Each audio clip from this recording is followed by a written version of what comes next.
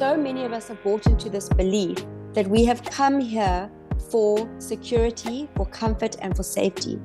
That is not why we're here. Okay? The soul wants to grow. If you look at nature and you look at everything in the natural world, there is this constant evolution. And the evolution comes from mining the dirt, from looking into the shadow, looking into those parts of ourselves that feel scared, rejected, shamed, looking into those parts and bringing in the love. Robyn, welcome to the Lifecraft podcast. It's an honor to have you here so that our audience gets to know you better. But it's an honor for me to speak with you because I've looked up to you and the way you do work for years and years and years. All of my friends know that as well. So I'm very happy to have you here. Thank you so much for your time. It's such a pleasure to be here, and I so appreciate your passion in wellness and in inspiring women and just taking that baton and carrying it on. So thank you. Thank you. I really appreciate that. So to start off with, I think our childhood shapes us in ways that we don't even realize. It was that formative time in our life. Was there a moment in your childhood or a theme in your childhood who led you to become the woman that you are today? Well, I've always been a bridge, and let me just explain that. I was the hippie sitting in my Bachelor of Business Science at university, and I was the prefect at school that was caught smoking. It just shows anyone can turn over a green leaf, hey? Love that. And I think that goes to my childhood too, because I grew up with so much freedom. I grew up on a farm in the Eastern Cape in South Africa. And so I had so much freedom. I grew up in this incredible natural abundance. But I also went to boarding school at the age of 8, which was very young and quite shocking for this little barefoot, head in the clouds type child. And so I think that's this juxtaposition between, on the one hand, having to become really independent and capable from a young age to explore, to stay and play in my imagination. I think that was really formative, holding these two worlds. And it's really shaped a lot of how I still operate, with this ability to be in the man's world, the business world, but to bring so much soul into that space. That makes so much sense. My journey was just the opposite. I grew up in the city and then I came to live on a farm, and that's where I found my healing. But it is such a great combination to have because you kind of have the street smarts, but you understand how important it still is to be rooted in nature. So for those who don't know, you started the amazing company, Faithful to Nature, when you were just 26 years old. Amongst other companies and other things that you've done, you've been so busy. So what has been your biggest lesson in business in starting Faithful to Nature and growing it to where it is today? And I know that you're still involved in a way. So I'll share my best lesson in my time taking Faithful to Nature to from a fledgling seed to a viable business. But I have to say that the lessons have changed a lot since then. But talking specifically about Faithful to Nature, the biggest lesson was the simplest lesson, and that was to just never give up. Because, Melissa, being in the natural and organic industry, which has attracted so many micro entrepreneurs, so mom and pop type entrepreneurs, I've seen so many businesses, beautiful, innovative, wonderful businesses with so much soul and so much potential start and not make it. I've seen so many businesses start and stop over the last 16 years. And when I look at the landscape and I look at what was different about me and all these other beings starting these businesses, I really think it just came down to the fact that I did not give up. There were so many challenges. There were so many points in that timeline of Faithful to Nature where I could have thrown in the towel and gone, okay, this is getting ridiculously hard. The sacrifice is not worth it. And I didn't. So it's such an important message for everyone that just because the initiation gets deep and the road gets long and windy does not mean that it's a sign to give up. because I think Oh, that there is such a strong rhetoric, especially in the new age, that if things don't flow, that therefore it's not meant to be. And I think that that's a very limiting and suffocating mindset for a lot of people trying to bring in the big dreams. It's meant to be hard. It's meant to strip us of everything. It's meant to take so much from us. But if you really want it badly enough, you've been given the dream for a reason. So see it through to the end. if someone's listening now in a place where they do want to give up on their dream or business is just getting Mm. really tough, what made you not give up? What was the energy in you or the practices in you or the why that you had? Was there something that kind of compelled you to move forward? Because I know in my world, they call it like your coaching conscience. Oh, yeah, coaching conscience. You don't want to give up because you've seen such beautiful transformation in your clients and you don't want to give up on them. You don't want to give up on maybe making one more post and helping someone out, or perhaps getting one more client and seeing their life change. And I have many whys and I have many reasons for carrying on when it gets tough. What was yours when it came to Faithful to Nature?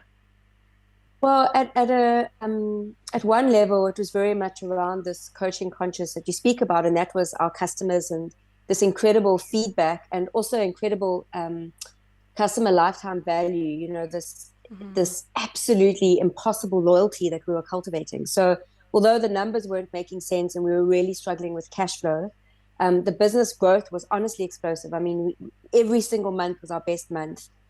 Customers were writing me, essays just in terms of appreciation on how much Faithful to Nature changed their lives. So there was that level of like, but this has value, and I have to like believe in this value. But I think if I dig a little bit deeper, what lay there in terms of the world that I now operate in was heart.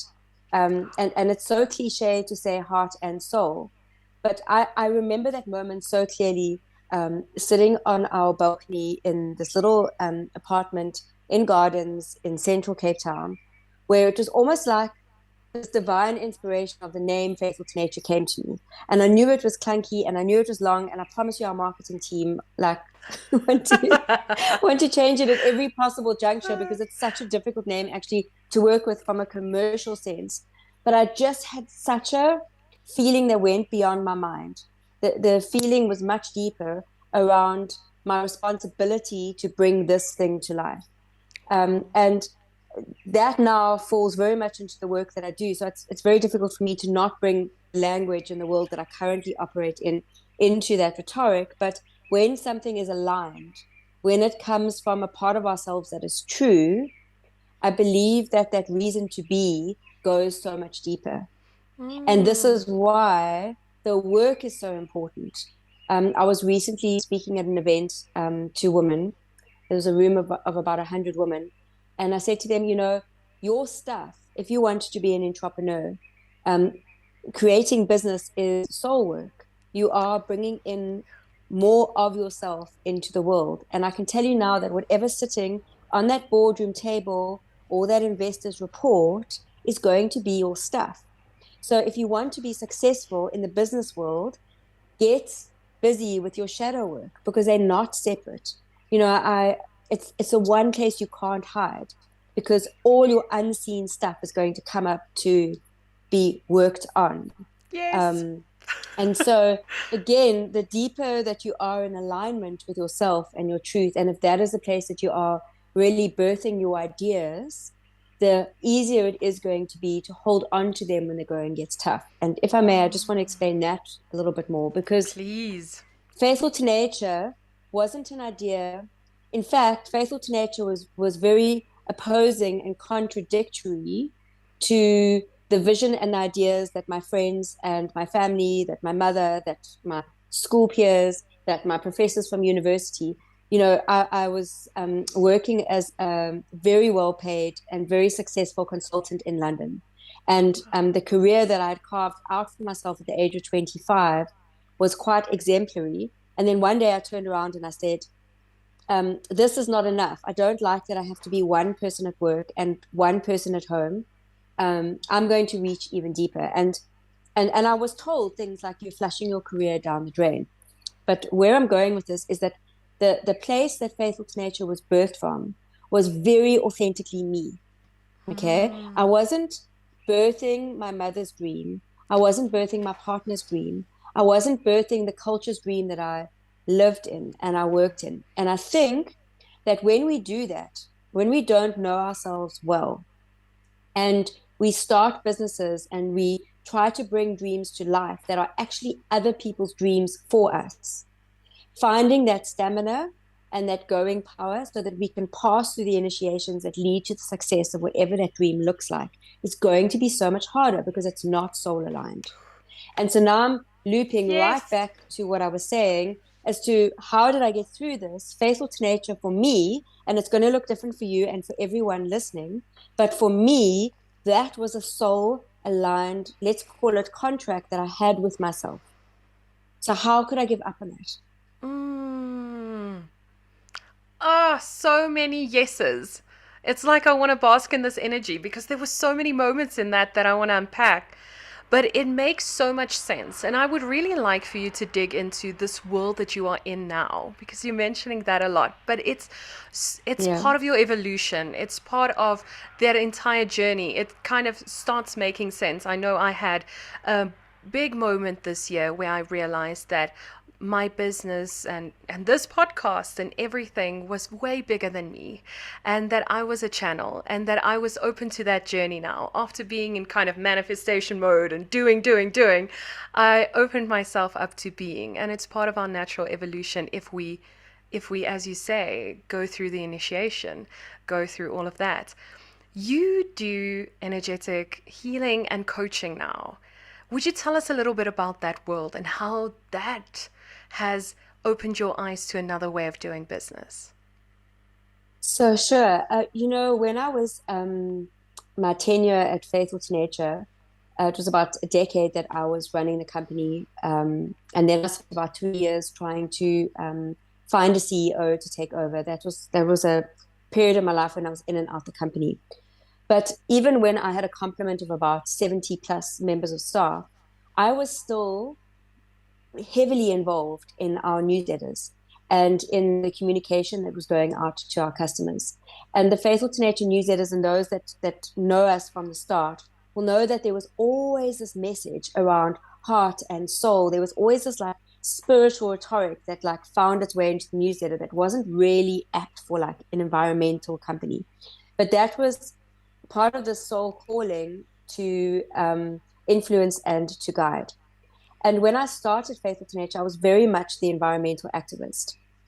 And, our purpose evolves as we do. Our purpose is not static. It's the same way that our personal truth evolves as we do. There's no such thing as one definitive purpose or truth for anyone. And so my truth when I was 26 was that my purpose was to save the world by helping people to recycle, to plant trees, to use chemical-free products. But my truth when I moved into my 30s started to change, where I realized that actually the planet doesn't have an environmental problem. The planet has a consciousness problem. And that when people heal, when people are guided and inspired to live from a greater degree of soul truth, then they naturally become better custodians of their home, aka the planet. We become better people as we are healed. And so I realized that I could have far greater impact on affecting consciousness than I could on environmentalism. Also, because by the time I was in my mid 30s, I saw so many other people coming in and doing the environmental work. And even with Faithful to Nature, I got to a point where I was like, okay, but my calling and my purpose was never to be a businesswoman. My calling and my purpose was to lead, to be a path maker, to be a change maker. Like that's what I do. So now someone else can run the company because now it's actually about being a really good CEO. And I don't think that that's what I am, so that's why I stepped out of the company. And then I started searching for something deeper. And then that led me to I worked with a mystery school for 3 4 years, and I had a really busy and successful healing practice, but I was also teaching during that time. So I was doing weekend long initiations for people. Was teaching classes like astral travel and sacred geometry. I was leading a lot of meditation groups. And then something happened, and I started to recognize that there was very much a pattern in my life. So I need to also take you and your listeners a step back, and I hope I'm not losing anyone. But I've always made pretty radical decisions in my life. So I have this, we all have a superpower, but my particular superpower is that when my heart directs me, I listen. And so, that was what happened when I left the world of consulting at like the peak of that career and abandoned everything to come to South Africa to start a natural and organic business online. I mean, people were like, "Are you crazy?" And then that's what happened when I was 31 and I chose to leave my marriage and get divorced. And I had a 16-month-old baby. So at that stage, I had very little financial security. Faithful to Nature was millions of rand in debt. Like, it was not a logical, safe, or rational decision. But my heart had directed me to it. And so I jumped. It was a major milestone in my life in terms of loving myself to that level, that I was willing to fail, to disappoint so many people, the humiliation that comes from getting divorced when most of my friends weren't even married yet. And then after running this, Faithful to Nature, the same thing happened when I decided that I needed to step out of Faithful to Nature. And then again, here I am running this really successful healing practice. I'm one of the primary leaders for this mystery school in South Africa. And something in me stopped feeling aligned. I started facing burnout again, which is always a clear signal to me that there's a lack of soul alignment, because that current of energy is actually becoming dry. And so I had quite a mystical experience, and I won't go into too much detail, but I was kept up for 2 nights in a row. I couldn't sleep, and I was shown a book that I should write.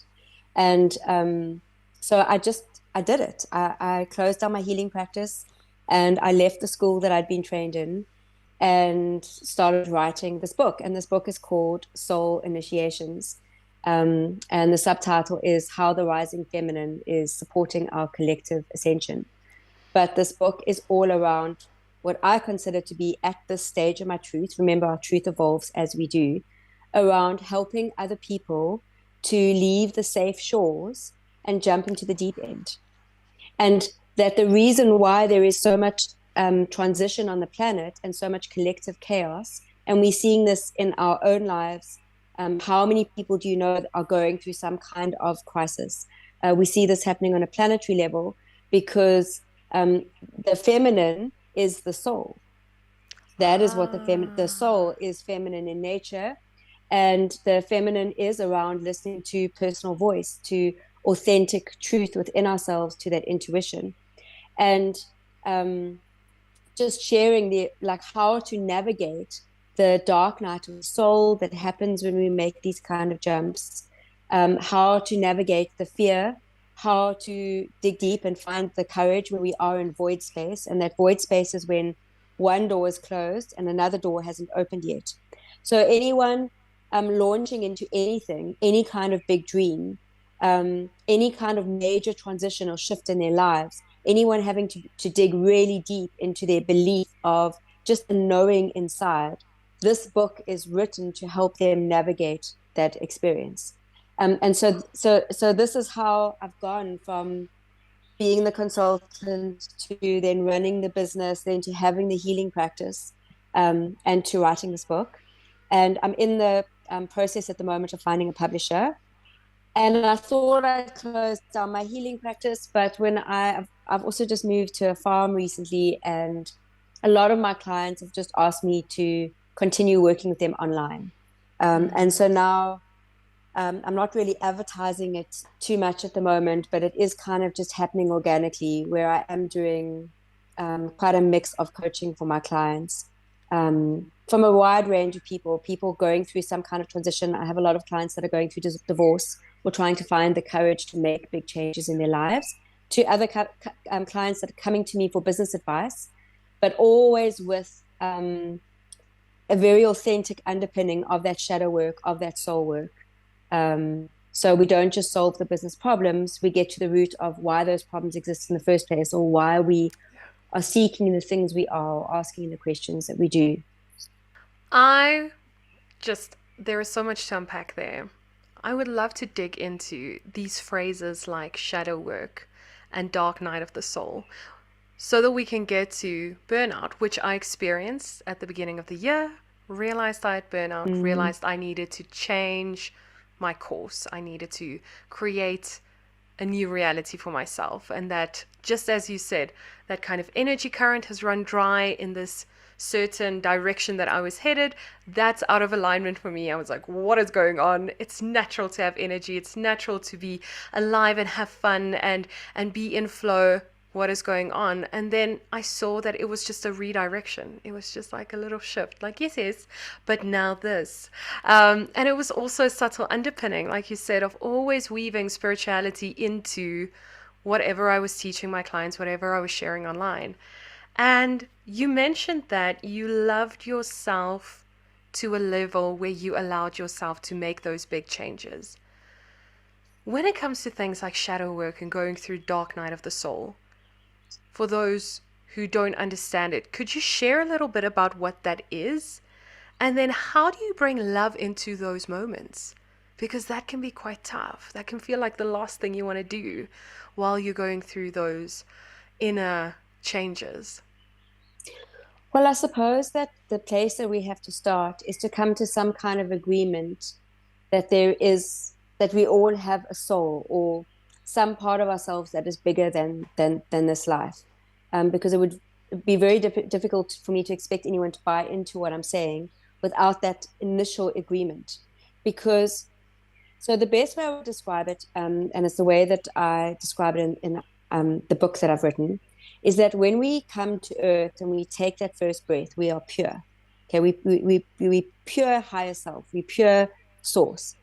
And that when we come to earth, we are given this hat. It's quite a big, clumsy hat.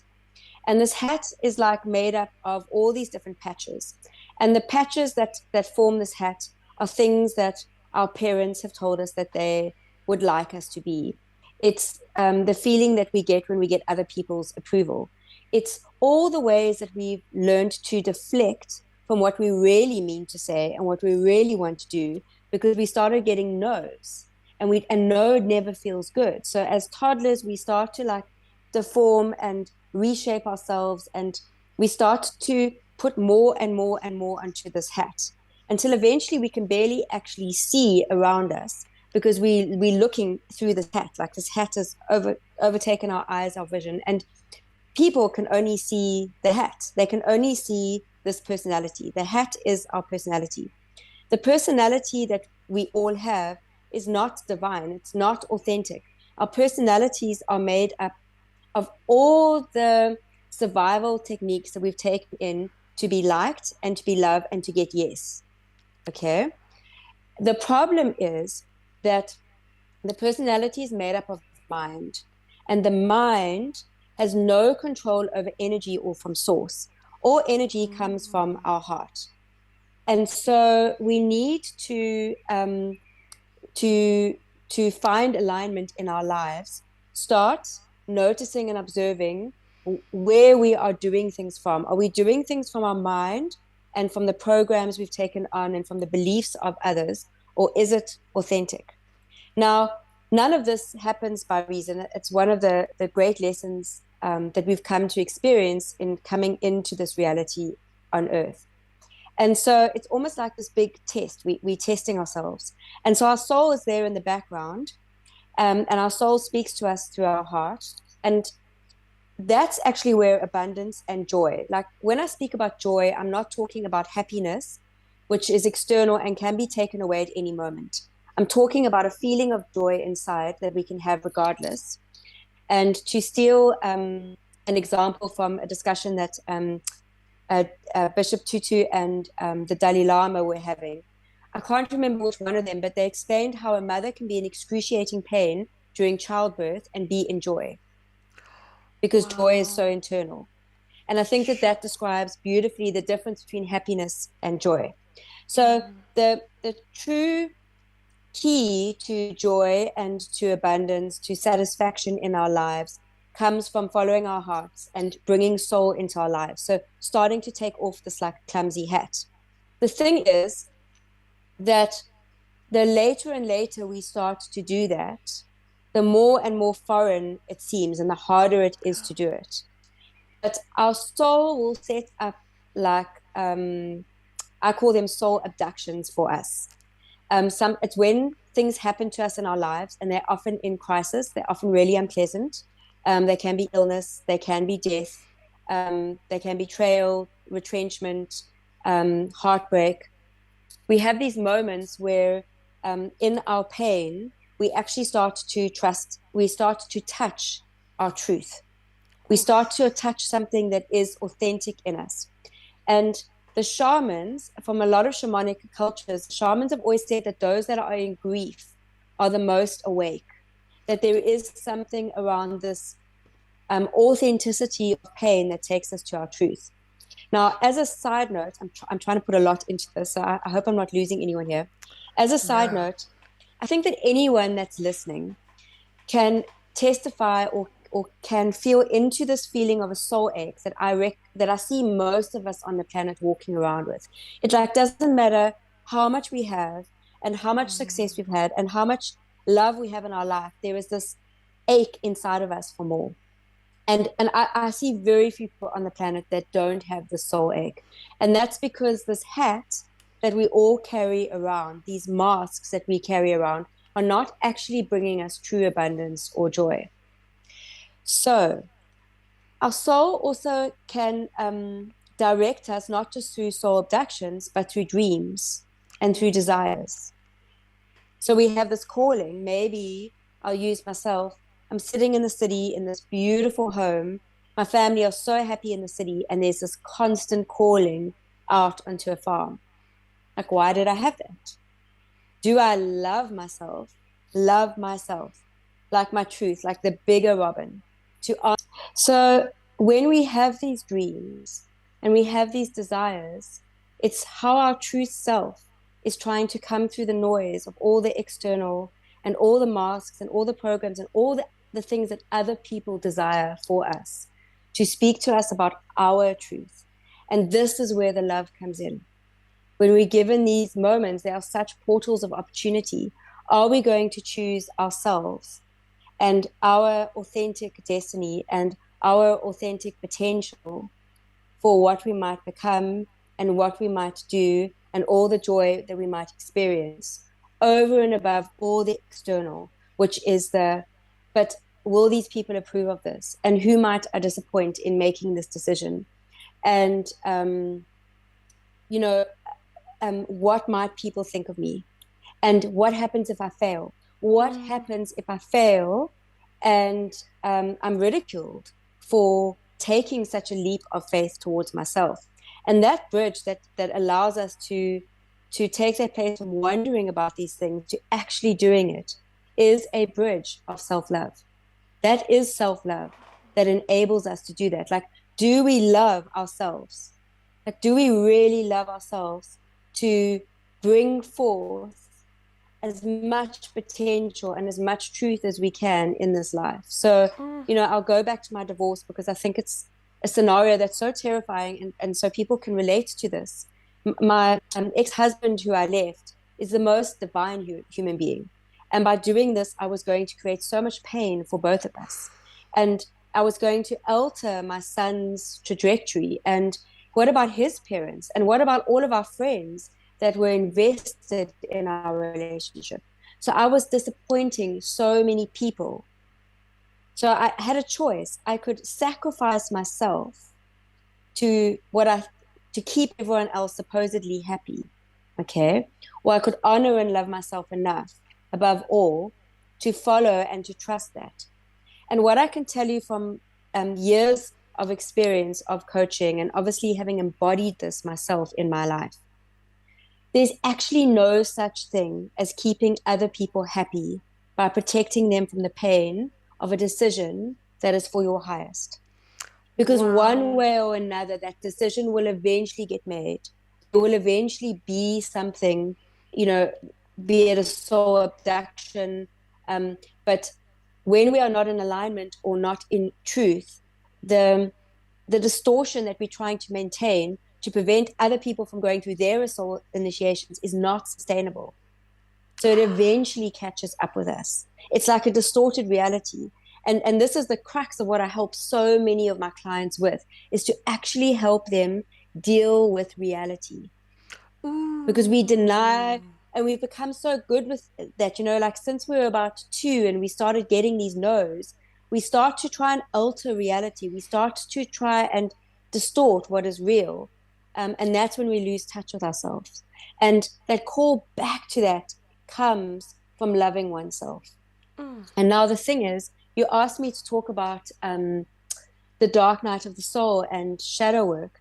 Where this comes in is that um, when we are either abducted by soul, so something happens in our life, there's been some kind of a crisis, or whether you like me and you choose it. And there are a lot of people that do that by going, I am deciding to leave this marriage. I'm not going to wait for one of us to have an affair or something to happen. I am going to end this marriage without crisis. A door closes. And then we are in this place of incubation before another door opens. And for many, this creates a dark night of the soul where we start to question everything. Because in that time, this hat that we've been clinging so tightly to, or this external light, is not there. And what many of us try and do is we try to prematurely open the next door. We try to rush into the next relationship, or we try to, instead of sticking to our core business idea, we try to quickly bring on another quick fix to make a quick buck that isn't our core competence, that doesn't work anyway. We try and we open that door prematurely. But during the dark night of the soul, which was actually a poem written by a saint called St. James of the Cross. And what he was doing in this poem is he was trying to distinguish between a dark night of the soul, which is a call to greater truth in our life, and depression. And what he wrote is my favorite line in the poem. He wrote that for a man to truly know himself, he needs to walk alone in the dark, because that is the only way that we can take off that like clunky hat of all the masks and all the other stuff for people. We have to be in the dark. The other thing to say about this that's so important, and this is where the feminine comes in, this place where we've closed the door and another door has not yet opened is called void space. Void is that place of potential where every single thing that one can fathom in our universe is birthed. So let's think of the seed in the soil or the baby in the womb. Everything is birthed in darkness, and everything is birthed in the feminine. It has, and we have become in our society that's become so dominant on the masculine, and the masculine is beautiful and it has its place, but it needs to be in check. The masculine is the mind, the feminine is the soul. Okay, that's so many of us under equipped to sit in void space, to sit in that place where we are incubating tremendous potential.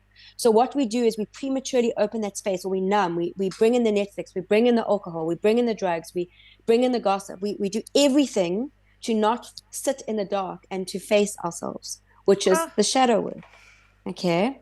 But yeah. this is where potential is truly mined. We don't bring in more light and illumination into our lives by like plucking it out the sky. The light comes from the darkness. So the diamonds and the gold come from the pressure in our lives. They come from these soul initiations where we are given such tremendous opportunity to bring in more truth, to bring in more capacity, to bring in more capability, to bring in more love. It's these periods of void which can be likened to the great cosmic mother's womb. And now bringing this back to a practical level when it comes to taking massive steps of like bringing in chaos and transition into our lives, starting a business, doing anything that's big, like really going for those dreams, we are going to be required at some stage to go through void energy, because there's no other way to bring in more potential. We have to, at some stage, sit in the discomfort. We have to sit in the discomfort. Yes. And the thing Yes. is, we've become in our culture, and this is this dominance on the masculine, the mind, the external, the eyes. We, so many of us have bought into this belief that we have come here for security, for comfort, and for safety. That is not why we're here. Okay. The soul wants to grow. If you look at nature and you look at everything in the natural world, there is this constant evolution. And the evolution comes from mining the dirt, from looking into the shadow, looking into those parts of ourselves that feel scared, rejected, shamed, looking into those parts and bringing in the love by holding space for those parts. We don't have to make stories out of them. We don't even actually have to process them. We just have to see them. And that's what is called holding space for. And that's how you bring the light in. And so I hope it's kind of becoming clear how I've gone from businesswoman to supporting people with their mental capacity to bring in more potential by coaching them, to now putting it all into a book where I'm trying to help people understand that a little bit of chaos, a little bit of darkness where we can't see what's happening. So when I say darkness, I mean the unknown. Okay. A little bit of discomfort is the key to success, because we can't activate potential inside of our comfort zone. It's impossible.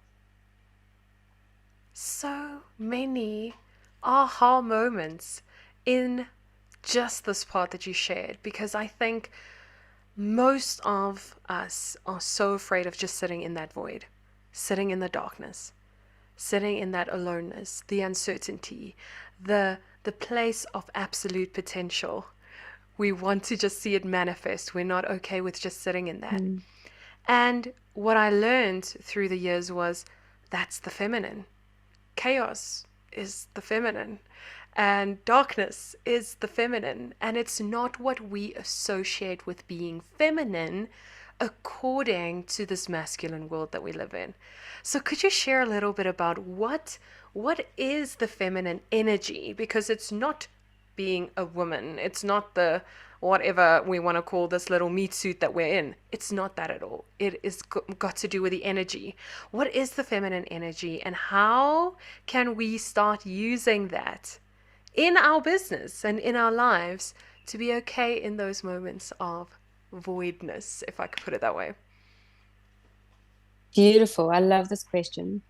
So the feminine is the space that holds the scene together. And I'm going to unpack this.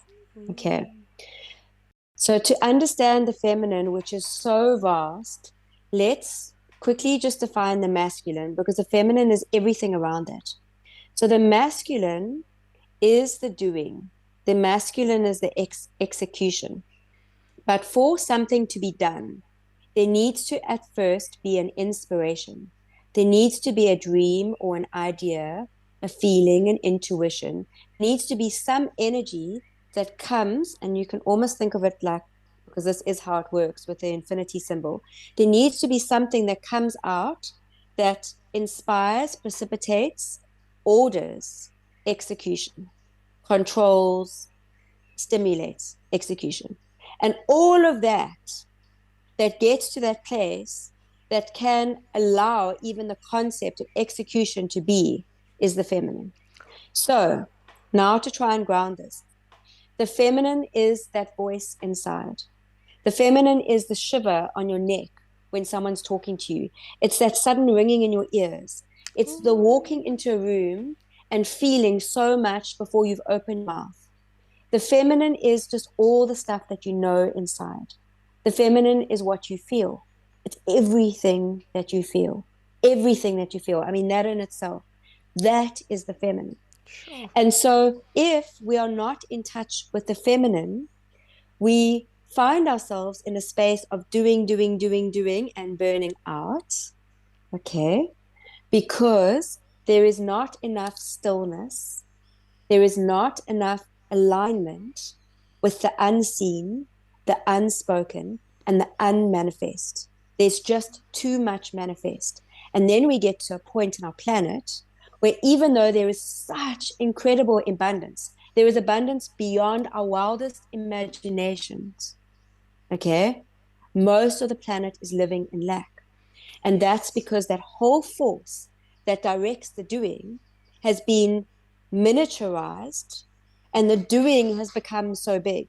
And so we're all running around like crazy with so little conscious thought, like that energy that is fertilizing, that energy that is stimulating the action is undernourished and underformed because the feminine has been forgotten.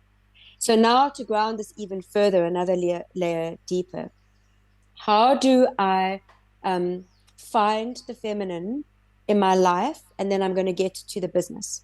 So the one thing that I want to do is just to um, ground that the fact that there is gender in absolutely everything on the planet is a basic hermetic law.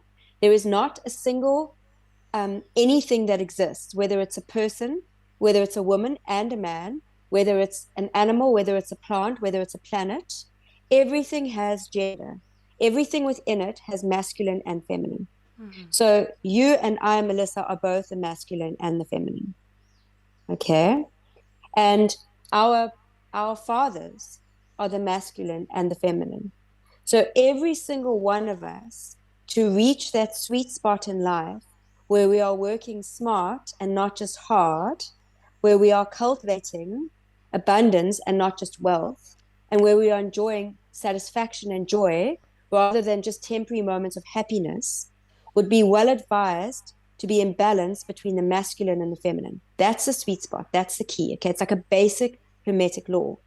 And the way that we do this is that we start developing authenticity by listening to our truth, to the voice inside. If we know something's wrong, we know it's wrong. If we know someone is wrong for us, we know someone is wrong for us. If we have been given a vision through active imagination, through desire, through pleasure of something that we want to manifest, we don't squash it down because we're so afraid. We bring it through. We create stillness in our lives. We allow ourselves to sit in the unknown. That's how we bring the feminine in. And now I'm grounding it into business. And I believe that, and obviously I'm biased because Faithful to Nature is my baby. She was one of my first babies. Um, I believe that there is a special quality about Faithful to Nature. And there was a reason why we were able to, as a company, to pioneer such incredible ethical parameters, not only in South Africa and in the world. I mean, Faithful to Nature was the first retailer in the world, to the best of my knowledge, and I say this with confidence, that had an ingredient policy. I don't know of a single retailer, and there's still very few retailers Yeah. that have ingredient policies. And we had this value system. Our values were love, care, action, bravery, and passion that we lived by. We really focused on long-term profitability rather than short-term profitability. And the way that that manifested itself was that if our customers were unhappy, if we had an unhappy customer, we would go to whatever length it took, even if we had to resend out an entire order and make a huge loss to make that customer happy because we understood that long-term potential. Now, I don't believe that that came from a woman, from a young woman that I was at that time, who was trying to do business as a man. What you had here was a rebel, okay? Because I made many mistakes. And I can tell you, I have many faults. But the one thing that I did right with Faithful to Nature, amongst all the other mistakes that I made, was that I went in and I did business authentically. I wasn't afraid to do business like a woman. I wasn't afraid to genuinely put my customers first.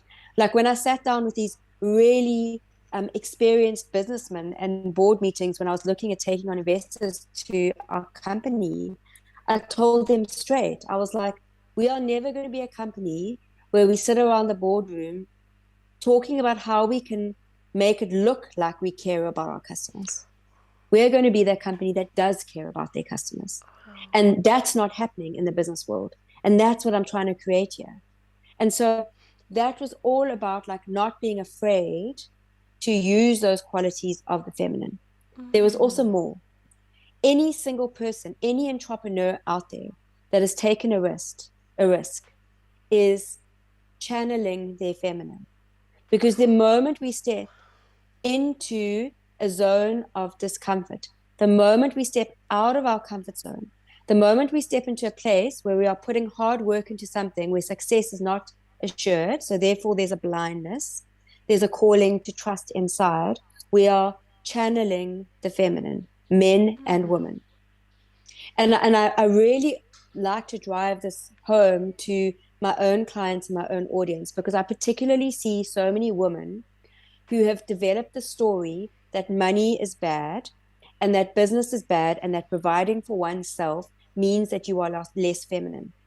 And this is where Yes. the patriarchy has come in and distorted so much, because in fact, the ability to step out of one's comfort zone is the feminine. Oh, The masculine, the masculine comes in once the feminine has done that, has like gathered that courage and that sense of self and authenticity inside to step into that place. And then we channel our inner masculine and we make it happen. We do the action.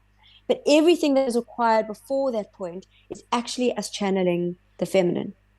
And the last thing that I want to say about this, and I'll tie it back to faithful to nature, is we had people all the time, but I mean, Melissa, like almost unanimously walking into our warehouse and like feeling something in our physical warehouse and saying to me, your business feels different. And we had customers who received our boxes over the years saying, I literally, when I open that lid to my box, I feel love inside this box. Like, what are you guys doing? And I'm going to speak now, particularly to the women who are listening, but to the men as well, who can always channel their inner feminine. But I'm going to speak to the woman as well, because whatever gender we've incarnated into, we have a greater affinity to harness or embody that particular current, even though all of us carry both currents. But women have an incredible ability to create brand, to create brand equity. And the reason is that the feminine, so this does apply to the men too, who allow themselves to be balanced. The feminine is compassionate and she is nurturing and she is authentic. The feminine is all about the authenticity. Remember, I said it's the unknown, it's the felt, it's not the see. You know, our eyes can be deceived, but what we feel inside our bodies can never be deception. Our minds can be deceived, but our hearts cannot. And so when we operate from the feminine and we are unafraid to be our authentic selves, when we bring in that personal authenticity, we immediately create such a stronger connection with anyone that we are relating to, and that comes to business as well.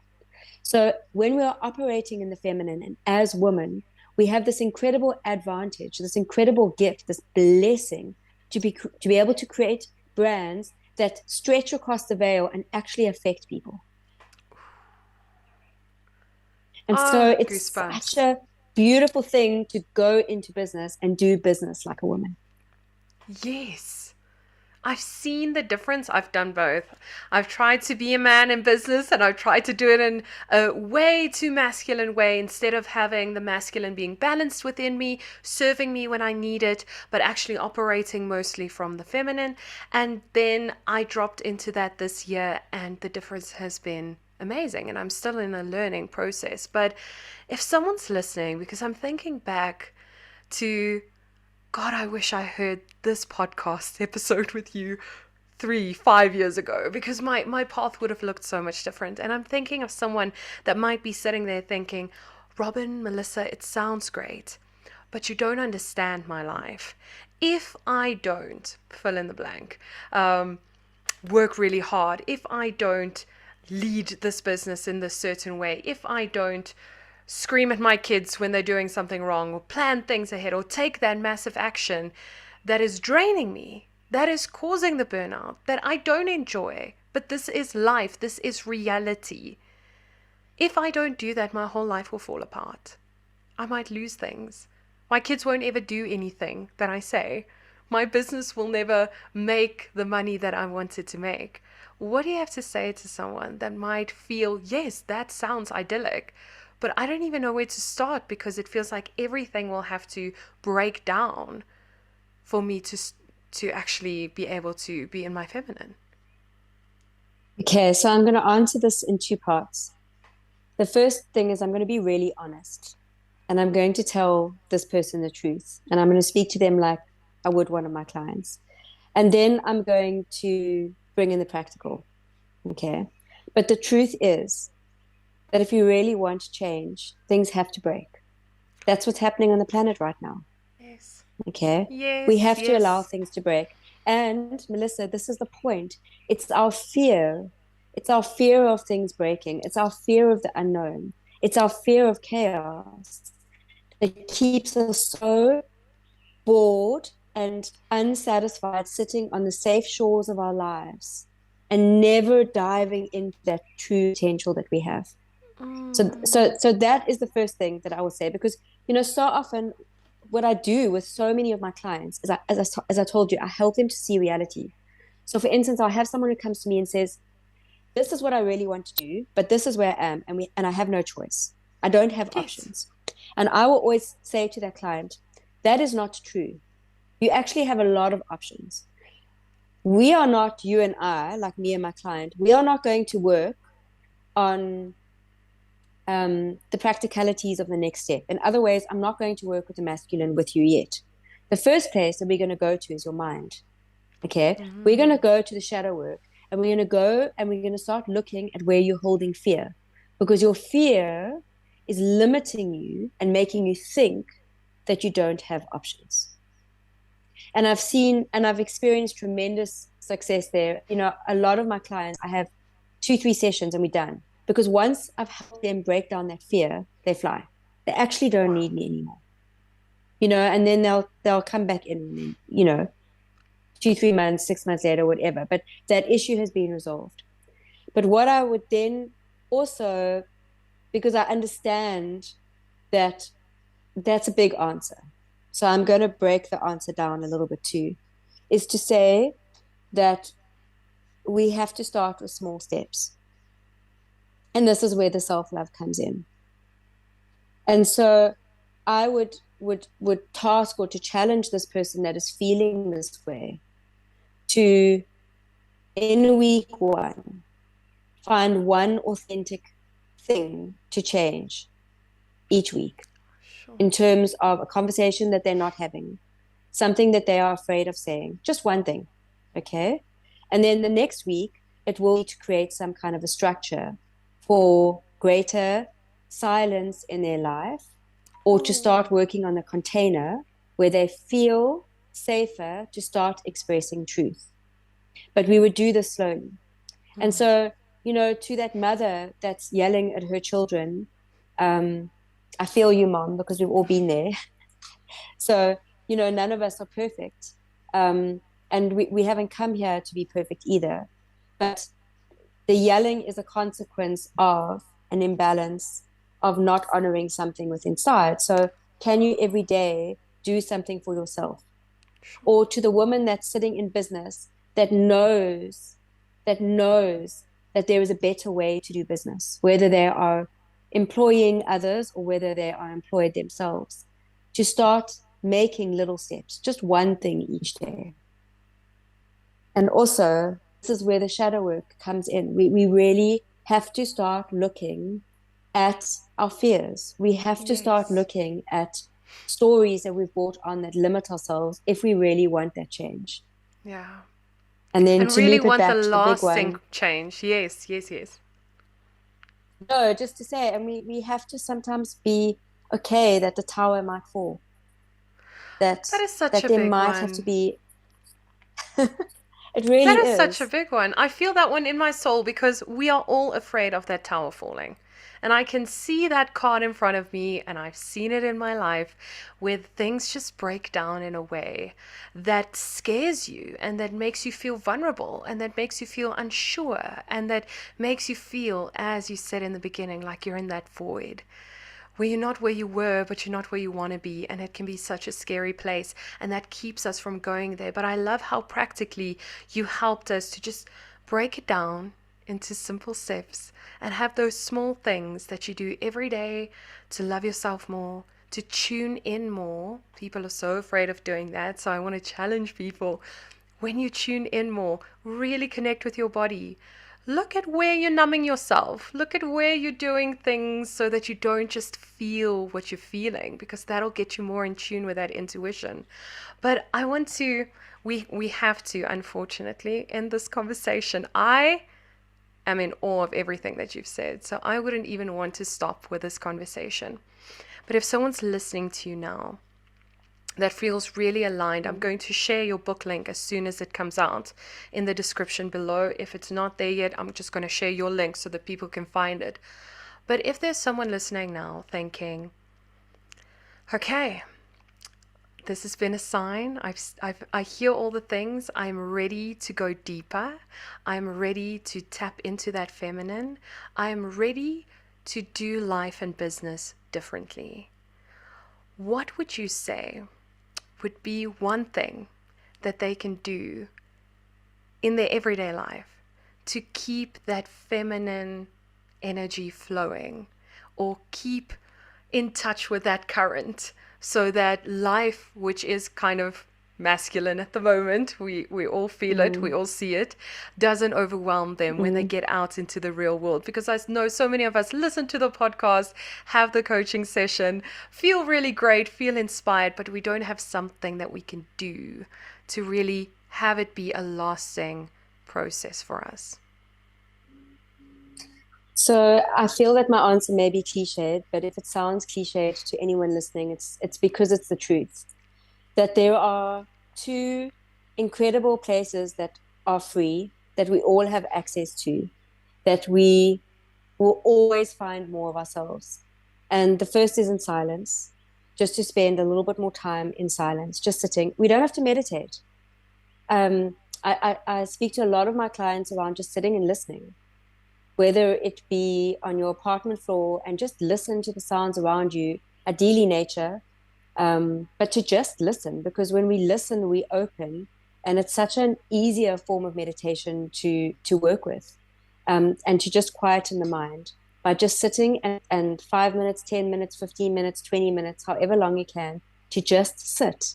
Just this practice of being and not doing is a beautiful way to start finding that pause between the next pose, finding the energy in the in-breath so that the out-breath can be powerful, is to learn to take moments during the day to just be.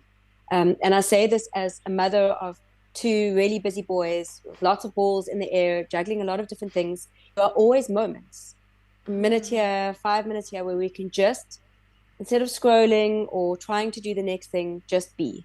So the first place that all of us are able to access is this place of silence where we can be. And the second one is nature. And I know that this is cliched, but there is authenticity in nature. There are no masks in nature. Nature is beautiful in its imperfection. And the rawness and the wildness of nature bring that out in ourselves. And it's like the most valuable place to go if you want to find yourself. If you really want to find yourself, to spend greater and greater periods of time alone in nature. Oh, Robyn, yes, stillness and nature. And if you can do both at the same time, it's even more powerful in any part of your healing journey. But I love that answer so much. I would love for you to share where people can get a hold of you, where people can learn more about you, and eventually get your book when it's published, so that they can just learn more from you, as I have over the years. Well, the truth is I'm in transition myself at the moment because of this jump to write the book. And so my Instagram is probably the best place. My personal website is on there, but it is in transition as well. Actually, it's about to have a new face shared with my audience. And there's a lot of different things that I'm up to at the moment. I'm also studying a lot too, or part of this new direction that I'm taking. So I would say that Instagram is the best place for anyone to follow me. And your listeners are very welcome to contact me with any questions. But I do share my insights and my news there. Brilliant. I'll share that in the description below. Now I'm going to have a little bit of fun with you with a few rapid fire Mm. questions before we get to the last question. So, first one is, what makes you smile? My children. I've seen them on the photos. They look like really, really fun boys. I can imagine with having them, you are going to Mm. smile a lot. The next question is, Mm. what is your star sign or your big three in astrology? So my star sign is Aquarius, and my sun is Aquarius, my rising is Aquarius, and I have my Aries in my Aries in my moon. Oh, nice. Like my partner, he's also very fiery at home. So Mm. that's great to get to know you a little better in that regard. What has been a book that changed your life? Wow, there've been so many. There is a book Share them called all. Soulcraft. Ooh. There's a book called Soulcraft by Bill Plotkin, um, who really speaks to the need for initiation in our society. He's really, really well credited, well experienced psychologist who takes people on vision quests. So speaks to a lot around this idea of initiation and working in nature. And it's a book that I've had so many people in my circles. I read it many, many years ago, but I've had so many people in my circles recently saying, "Have you read this book? Have you read this book?" And so I definitely feel like it is a book for our time. Brilliant. I'm going to look that one up and share it in the description below as well. I always love sharing books, and I'm definitely going to read that. I've not heard of that book. I want to know from you, what is your definition of success? Feeling joy and satisfaction. That is a beautiful answer. Yes. So much yes to that. What is something you tend to say to yourself a lot? Slow down, Robs. It's that fiery nature and that Aquarian energy coming Yeah. out. It makes sense. I love that. Slow down. We can all learn a Yeah. bit to slow down a bit more. Yeah. What is your favorite place in the world? Oh, this is so cliched, but South Africa definitely as the wider answer. But I've recently moved onto a farm just outside of miles and miles of indigenous forest in Knysna. And this farm that we Mm. have, we've been here for 7 months, and we've just had our springbuck birth 6 babies. So we've got 6 baby springbucks prancing around, and the geese have just birthed 2 goslings, and we've got sheep and our dogs and our fig tree, which was just bark a couple of months ago, is now like dripping in fruit. And I could just go on and on. So home is really my favorite place right now. Farm life is a different kind of life. I will never be able to go back. It's Yeah. just once you've done it, it's just if it's for you, it's amazing. I know some of my friends are Yeah. listening thinking, "Oh god, no, Melissa, I'll never be able to do that." But to be surrounded by nature the whole time and to see the cycles of nature and the Mm, I always think the beauty of nature is the non-resistance, the allowing the mm, isness of that moment. It's just beautiful, and you witness that every day, every day. So I love that answer. What do mm. you need to remind yourself of more often? That there is enough. And for me, it goes back to my first question around slowing down. But there is so much more that we can achieve by going slower. And it really falls into this alignment that when we are aligned, we can take that breath. We can take those 5 minutes to just be. There isn't this mania. Hmm. And so, yeah, it would really be that there is enough, and the value of alignment, and just always being honest with myself, just pushing for greater and greater and greater honesty, because that is where like the black gold Yeah. is mined, is in that authenticity. Oh, it's so underrated, and it is the thing that'll change everyone's life. Just being honest with yourself. really, that radical honesty is a beautiful place to Yeah. birth new things. Robyn, I just want to take a moment. I've been in almost of this episode. I feel like I met an idol. So I have been so giddy with excitement listening to you, being Mm. able to spend this time with you. And I just want to take a moment before I ask the last question to acknowledge you for the journey that you've made. I want to acknowledge you for following your heart, because you following your heart have opened up so many opportunities for the rest of us to do the same. And to see someone pioneer new things and do things in a different way is just, we need more of that, especially when it comes to women, leaders, mamas, women really embodying what it means to be the feminine on this earth. We need more of that. And you are a shining example. And I know that it's not something that happens overnight, and it's something you need to kind of choose every day. And I want to acknowledge you for that. Thank you for choosing to show up in that way, because it makes such a big difference, even to a girl on a farm on the other side of South Africa who has been following you and watching your journey for years. Who would have thought? So just want to acknowledge you for that. Thank you for taking those steps and for that journey that you made. The last question that I have for you is, Mm. what is one thing we can do today that would make our everyday lives better? So each and every one of us will know the answer to this. But what is that one thing that I can do today to show myself a little bit more love? That is a beautiful answer. And it just dropped.